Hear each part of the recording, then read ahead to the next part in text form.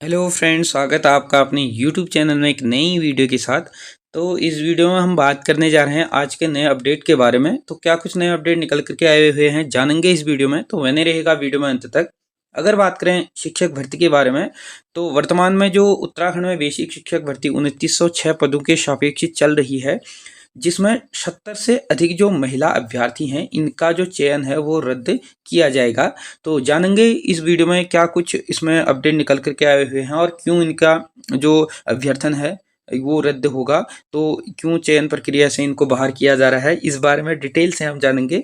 साथ ही साथ बात करेंगे कि इस भर्ती में जो बाहरी राज्य से डीएलएड किए हुए अभ्यर्थी थे, जो शिक्षक बन चुके हैं, अब वो उस पद से बर्खास्त किए जाएंगे और क्यों किए जाएंगे, किस किस राज्य वालों को इससे बाहर किया जाना है, क्या सभी राज्य वालों को किया जाएगा या कुछ चुनिंदा राज्य इसमें होंगे, तो इस बारे में डिटेल से जानेंगे। आप लोग पूरी वीडियो नहीं देखते हैं, उसके बाद आप लोग कमेंट करने लग जाते हो कि क्यों होंगे, ये एनसीईटी की मान्यता वाले हैं, ऐसा है वैसा है, बहुत सी चीज़ कहते हैं। तो डिटेल से जानेंगे कि किस सभी राज्यों के होंगे या किसी एक पर्टिकुलर राज्य के होंगे, तो उस बारे में डिटेल से इस बारे में हम बात करेंगे, जो डीएलएड किए हुए हैं बाहरी राज्य वाले। और साथ ही साथ जो उपनल कर्मचारी हैं, इनके द्वारा ऐलान किया गया है कि अब हड़ताल पे ये लोग जाएंगे। 11 नवंबर की इनके द्वारा तिथि निर्धारित की गई है, तो वे में आदि हड़ताल पे जाने की इनकी बात करी गई है। तो इस बारे में भी डिटेल से जानेंगे क्या कुछ है इनका मामला। और साथ ही साथ जानने वाले हैं उत्तराखंड में अब जो बाहरी राज्य के लोग अभ्यर्थी हैं, उनको उत्तराखंड में सरकारी नौकरी में आरक्षण नहीं मिलेगा। इस बारे में भी डिटेल से चर्चा करेंगे, तो पूरी वीडियो देखिएगा, उसके बाद आप लोगों को समझ में आ पाएगा कि किस बारे में हम चर्चा कर रहे हैं और कौन सी ये भर्तियां हैं जिनमें इनको आरक्षण नहीं दिया जाएगा।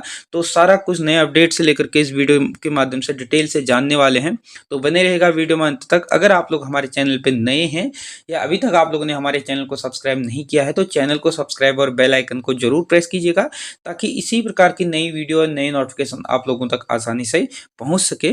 तो बने रहेगा वीडियो में अंत तक, पूरी जानकारी आप लोगों को इस वीडियो के माध्यम से देने वाले हैं। तो सबसे पहले अगर हम शिक्षक भर्ती की बात करें, बेसिक शिक्षक भर्ती 2906 पदों के सापेक्ष जो वर्तमान में उत्तराखंड में चल रही है, तो इसमें जो शिक्षक भर्ती में चयनित 70 से अधिक महिला अभ्यर्थी हैं, इनका जो चयन है वो होगा रद्द, यानी कि रद्द होने की इसमें बात हो रही है। तो क्यों इसमें रद्द होना है, इस बारे में डिटेल से जानते हैं। तो आज का न्यूज़पेपर तो आप लोगों ने पढ़ ही लिया होगा, नहीं पढ़ा है तो इसी वीडियो के नीचे डिस्क्रिप्शन पे आप लोगों को टेलीग्राम चैनल का लिंक देखने को मिल जाएगा, वहां पर आप लोगों को रोज के न्यूज़पेपर देखने को मिल जाते हैं।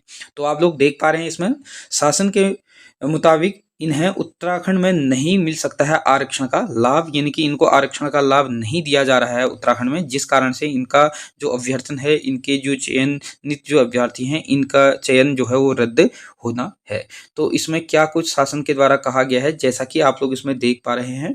प्रदेश में सरकारी प्राथमिक विद्यालय में सहायक अध्यापक के पदों के लिए 70 से अधिक महिला अभ्यर्थियों का चयन रद्द होगा। उत्तर प्रदेश, दिल्ली, हरियाणा समेत अन्य राज्य की इन महिलाओं का जो है महिला अभ्यर्थियों का विवाह उत्तराखंड में हुआ था। शिक्षा जो निदेशालय है ने आरक्षण जो आरक्षित वर्ग हैं कि इन महिलाओं के लिए के अभ्यर्थियों के मामले में शासन से 2 महीने पहले दिशा निर्देश मांगा था, और इन्हें नियुक्ति में आरक्षण का लाभ दिया जाए या नहीं दिया जाए, इस पर शासन जो है के अधिकारी के मुताबिक कार्मिक विभाग ने 10 अक्टूबर 2002 के शासनादेश के मुताबिक इनको शासनादेश का हवाला देते हुए आरक्षण का लाभ नहीं दिए जाने की इसमें बात करी गई है। यानी कि जो उत्तराखंड आरक्षण 10 अक्टूबर 2002 का शासनादेश है, इस आधार पे इनको आरक्षण नहीं दिया जाएगा, ये जो कार्मिक विभाग है इसके द्वारा इसका हवाला दिया है। और अगर बात करें प्रदेश में इन दिनों 2906 पदों पर शिक्षकों की भर्ती की प्रक्रिया चल रही है। शिक्षा निदेशालय के मुताबिक भर्ती में ऐसे द्विवर्षीय जो डीएलएड अभ्यर्थी ने भी आवेदन किया था जिनका विवाह अन्य राज्य से उत्तराखंड में हुआ था। इन अभ्यर्थियों की अन्य राज्य में आरक्षण एवं उत्तराखंड के आरक्षण जो है की स्थिति समान है, यानी कि उत्तराखंड में भी आरक्षण की स्थिति और अन्य राज्य की आरक्षण की स्थिति इनकी समान है, और जिस कारण से इनको यहाँ पर आरक्षण नहीं दिया जा सकता। और साथ ही साथ कहा गया है कि शिक्षा निदेशालय ने 27 अगस्त 2024 को शासन को लिखे पत्र में कहा है कि जो समान जाति है के आधार पर अन्य राज्य के अभ्यर्थियों को उत्तराखंड राज्य में आरक्षण का लाभ दिया जाना या नहीं दिया जाना, इस संबंध में दिशा निर्देश दिए गए हैं। दिया जाए या नहीं दिया जाए, इसके लिए शासन ने दिशा निर्देश दिए हैं और शासन के अधिकारियों के मुताबिक शिक्षा निदेशालय ने दिशा निर्देश के मांगे जाने के बाद जो समाज कल्याण, कार्मिक और न्याय विभाग इस संबंध में सुझाव मांगा था। यानी कि इससे शिक्षा विभाग ने सुझाव मांगा था जो समाज कल्याण है, कार्मिक और न्याय विभाग से, तो इसके द्वारा स्थिति स्पष्ट कर दी गई है। और इन विभागों के द्वारा जो है, जो कार्मिक विभाग के द्वारा 10 अक्टूबर 2002 शासनादेश का हवाला देते हुए उत्तराखंड राज्य के अलावा उत्तर प्रदेश एवं अन्य राज्य के में कोई व्यक्ति उत्तराखंड राज्य की जो राज्याधीन सेवाओं में अनुसूचित जाति, अनुसूचित जनजाति के लिए जो अनुमन्य आरक्षण का लाभ नहीं पा सकता है। यानी कि इनके लिए अगर किसी राज्य में समान और यहाँ भी समान आरक्षण की स्थिति है, तो ऐसी स्थिति में उनको आरक्षण नहीं दिया जाएगा, ये कहा गया है।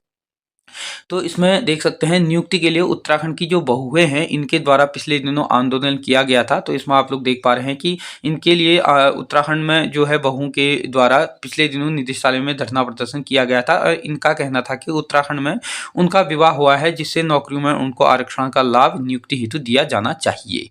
तो इसमें ये इनके द्वारा कहा गया था। तो अब इसमें कहा गया है कि इनको जो है यहाँ पर आरक्षण नहीं दिया जाएगा। कारण ये बताया गया है कि जो 10 अक्टूबर 2002 आरक्षण शासनादेश था, इसका इनके द्वारा हवाला दिया गया है, जो कार्मिक विभाग है इसके द्वारा।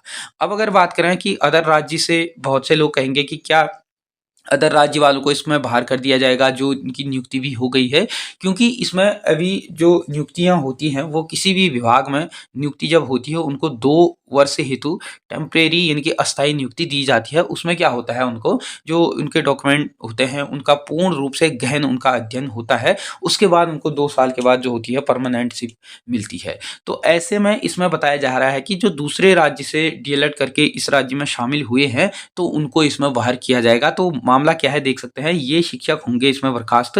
कौन ऐसे शिक्षक हैं, तो इसमें देख पा रहे हैं जो शिक्षक भर्ती में कुछ ऐसे अभ्यर्थी भी शामिल हैं जिनके द्वारा अन्य राज्य से डीएलएड के लिए जो स्थायी निवास की बाध्यता के बावजूद भी डीएलएड करने के बाद उत्तराखंड में नियुक्ति पाली है, जबकि नियुक्ति के लिए उत्तराखंड के स्थायी मूल निवास होना अनिवार्य है। तो ऐसी वर्तमान में स्थिति जो है वो यूपी राज्य की है, क्योंकि 2024 से पहले यानी कि 2023 तक जिनके द्वारा भी यहाँ से डीएलएड किया गया है, यहाँ पर सीधे सीधे नियम ये था कि या तो आप उत्तर प्रदेश के स्थायी निवासी होने चाहिए या आपके जो माता पिता में से जो है उत्तराखंड में जो है उत्तराखंड से बाहर यानी कि यूपी में गवर्नमेंट जॉब में हो, जिनकी जो है हाई स्कूल, इंटर, ग्रेजुएशन पूरी जो एजुकेशन है वहीं से हुई हो, तो ऐसी स्थिति में वो वहाँ से डीएलएड कर सकते थे। लेकिन कुछ अभ्यर्थी ऐसे थे जिनके द्वारा ना तो वो यूपी के स्थायी निवासी थे और ना ही उनकी जो एजुकेशन है वहाँ पर थी, ना ही उनके माता पिता या कोई ऐसे संबंधी में से वहाँ उत्तर प्रदेश में नौकरी में थे, जो सीधे सीधे वहाँ पर सिर्फ डीएलएड करने के लिए गए और उनके द्वारा जो स्थायी निवास प्रमाण पत्र है वो बना करके वहाँ पर जो है उनके द्वारा डीएलएड कर लिया गया था। और डीएलएड करने के बाद उनके द्वारा उत्तराखंड के स्थायी निवासी होने के साथ साथ उनको यहाँ पर नौकरी भी मिल चुकी है। अब ऐसी स्थिति में जब उनकी जांच हो रही है, तो ऐसी स्थिति में जब वहाँ पर डीएलएड की स्थायी निवासी होना बाध्यता था उत्तर प्रदेश में, तो अब ऐसी स्थिति में जब इनकी जांच होगी तो उत्तर प्रदेश से जितने भी ऐसे जो अभ्यर्थी होंगे, सभी की बात नहीं कर रहा हूँ, ऐसे जो अभ्यर्थी होंगे जिनके द्वारा वहाँ से उत्तराखंड का स्थायी निवासी होने के साथ साथ उत्तर प्रदेश का स्थायी निवासी बना करके वहाँ पर उनके द्वारा डीएलएड किया गया होगा, तो ऐसी स्थिति में अगर इनके द्वारा शिक्षक भर्ती में शामिल होकर के इनकी नियुक्ति हो चुकी है, तो अब इन सभी को बर्खास्त कर दिया जाएगा। तो आप लोग देख सकते हैं, क्योंकि उत्तर प्रदेश ने 2024 यानी कि इसी साल से उत्तर प्रदेश के द्वारा अन्य राज्य वालों को भी डीएलएड करने हेतु जो है छूट दी है। इससे पहले यहाँ पर किसी भी प्रकार का प्रावधान नहीं था। तो इससे पहले जितने भी डीएलएड होंगे उन सभी को जो अदर राज्य से जा करके खाली डीएलएड करने के लिए स्थायी निवास प्रमाण पत्र बना करके फर्जी तरीके से जिनके द्वारा डीएलएड किया होगा, उन सभी को अब इसमें बर्खास्त कर लिया जाएगा। अब साथ ही साथ इसमें जो आरएल आर्या जी हैं, अपर निदेशक प्रारंभिक शिक्षा, इनके द्वारा बयान दिया गया है कि आप लोग देख पा रहे हैं कहा गया है कि कुछ अभ्यर्थियों ने यूपी का जो जाति प्रमाण पत्र है उसको रद्द करवाने के लिए उत्तराखंड में जाति एवं निवास प्रमाण पत्र बनवाया है। उनके पति के आधार पर यह प्रमाण पत्र उनको बनवाया गया है, यानी कि जब शादी हो जाती है तो अपने पति के आधार पे ऐसे प्रमाण पत्र वो बना सकते हैं, ये नियम में कहता है। और ऐसे में डीएम ने ये प्रमाण पत्र है वो जारी किए हैं। इसके लिए आरक्षण मामले में समाज कल्याण, कार्मिक एवं न्याय से परामर्श जो है शासन को मिल चुका है, लेकिन अभी जो है इसमें निर्देश नहीं किए हुए हैं। और जैसे ही इसमें भी निर्देश होंगे तो इसमें भी जो है जो जल्दी से आप लोगों को न्यूज़पेपर के माध्यम से या किसी अन्य माध्यम से अपडेट देखने को मिल जाएंगी। उत्तराखंड में दूसरे राज्य वाले आरक्षण नहीं, यानी कि अब दूसरे राज्य वालों को यहाँ पर आरक्षण नहीं दिया जाएगा। तो देख सकते हैं उत्तराखंड में नौकरी में दूसरे राज्य के व्यक्तियों को समान श्रेणी में आरक्षण का लाभ नहीं मिलेगा। उत्तराखंड की जो बेसिक शिक्षक भर्ती में शामिल दूसरे राज्य के अभ्यर्थियों की वजह से उठे विवाद को लेकर कार्मिक विभाग ने आरक्षण पर स्पष्ट राय दी है। और कार्मिक विभाग का कहना है कि 10 अक्टूबर 2002 में भी यह स्पष्ट किया जा चुका है। दरअसल जो पुनर्गठन अधिनियम की 5वीं वो 6ठी अनुसूची में उत्तराखंड की अनुसूचित जाति व अनुसूचित जनजाति अलग से चिन्हित हो चुकी हैं। ऐसे में उत्तराखंड के अलावा किसी दूसरे प्रदेश के अभ्यर्थियों को जो राज्याधीन सेवाओं में SC ST के लिए आरक्षण जो है मान्य नहीं होगा, इनकी इनको इसके लिए लाभ नहीं मिलेगा। तो आप लोग इसमें देख पा रहे हैं स्पष्ट कर दिया गया है इनके द्वारा। सूत्रों के अनुसार मामले में कार्मिक व समाज कल्याण विभाग के बाद शिक्षा सचिव रविनाथ रमन ने न्याय विभाग से इसके लिए जो परामर्श था वो मांगा था। न्याय विभाग की राय की कार्मिक के अनुसार जो है ये आई है। अब शिक्षा जो विभाग है को तीनों महकमों की राय को मद्देनजर रखते हुए जो निर्णय है ये लिया है। और शिक्षा जो सचिव है के मामले में जल्द आदेश दे सकते हैं, इनकी इस मामले में जल्द आदेश दे सकते हैं। और जो शिक्षा बेसिक शिक्षा निदेशक रामकृष्ण उनियाल ने कहा है कि मामले में शासन से दिशा निर्देश मांगे हैं और दिशा निर्देश मिलने पर आगे की कार्रवाई इसमें की जानी है। तो आप लोग इसमें देख पा रहे हैं। और कार्मिक व समाज कल्याण विभाग के बाद न्याय विभाग ने भी जो है शिक्षक भर्ती पर अपनी राय दी है, इनकी अपनी प्रतिक्रिया इसमें स्पष्ट कर दी है। तो अब बाहरी राज्य वालों को इसमें आरक्षण नहीं दिया जाएगा। वर्तमान में उत्तराखंड में उपनल कर्मचारी विवाद काफ़ी गहराया हुआ है, क्योंकि हाल ही में सुप्रीम कोर्ट ने इसमें जो पिटीशन लगाई हुई थी सरकार के द्वारा तो उसको खारिज कर दिया था। तो ऐसे में अब जो है पुनर्विचार याचिका लाने पर जो है विचार कर रही है उत्तराखंड सरकार।